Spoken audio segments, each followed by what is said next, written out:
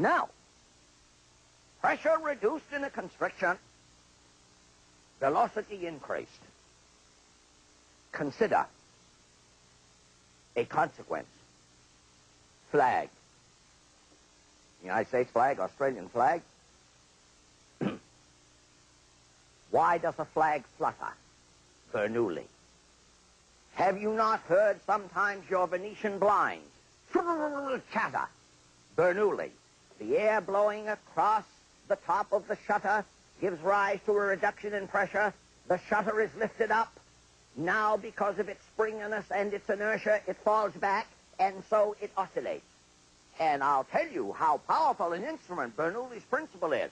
Some years ago, a bridge way up in northern Washington collapsed because of the effect of Bernoulli's principle, because of the role Bernoulli played.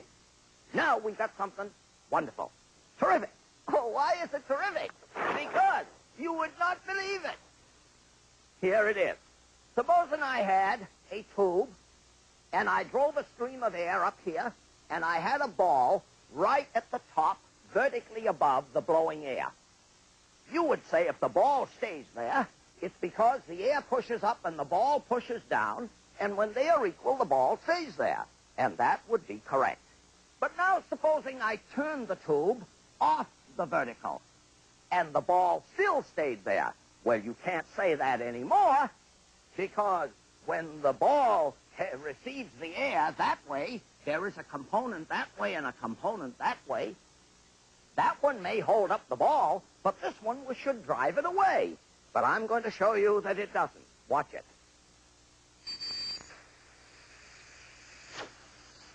Oh, little trouble. Uh-oh. Let me try a heavier ball, a golf ball.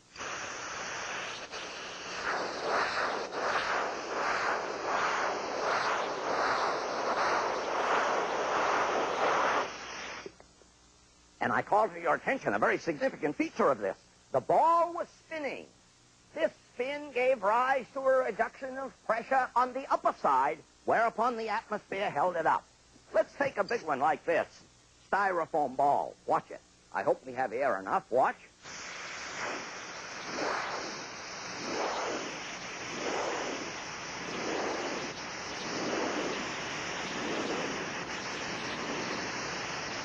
And I say that's terrific. I just love that.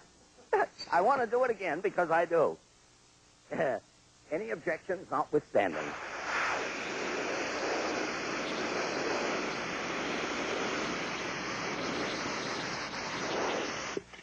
Question. Could I get that ball on the horizontal? That's a good one to explore. Indeed, you can do this by going to your gasoline station and using the air hose at your service station. Let me do it again with a golf ball, which is quite heavy. Golf ball, quite heavy. Oops. Little trouble.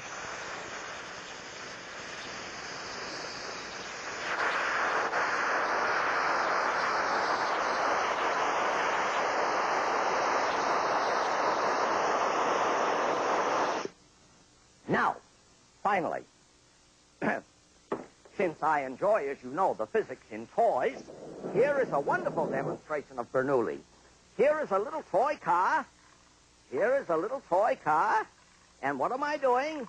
I am storing some energy in a wound-up spring, and when I release the spring, it unwinds and turns a fan, and there is a stream of air emerging from here. I'm going to show you that there is. Watch it. There's a little polystyrene ball. There it is. Now remember, I can put that off the vertical. Watch it. There it is. Now what I'm going to do should be an enchantment for ages 4 to 94, as all the physics that we do should be. Watch it now. Watch. Oh, isn't that something? Look at that. I want to do that again because I like it. There it is. This is a Bernoulli car, and why does it work as it does? Because, one, there is a push of the air, a high velocity on one side of the ball, which gives rise to a diminution in pressure, and thereby the atmospheric below holds it up. Now, what shall we say about Bernoulli? The applications are phenomenal. As I've remarked, two ships passing on the sea should not pass too close to each other. Indeed, have you not stood on the sidewalk when a fast-moving vehicle has gone by and you have been made to rock? Or have you not passed in your car, a bus, let us say, and your car is made to rock? This is a consequence of the reduction in pressure between the vehicles, whereupon the atmosphere on the outside pushes them together. Indeed, when the Japanese designed their most recently accomplished railroad from Osaka to Tokyo, where the trains go about 120 miles an hour, what was the critical thing? Several. One, the center of gravity idea. Number two, how close can the cars be without the effect of Bernoulli? And so I say, read about the Bernoullis. They are wonderful to know about. And I thank you for your attention.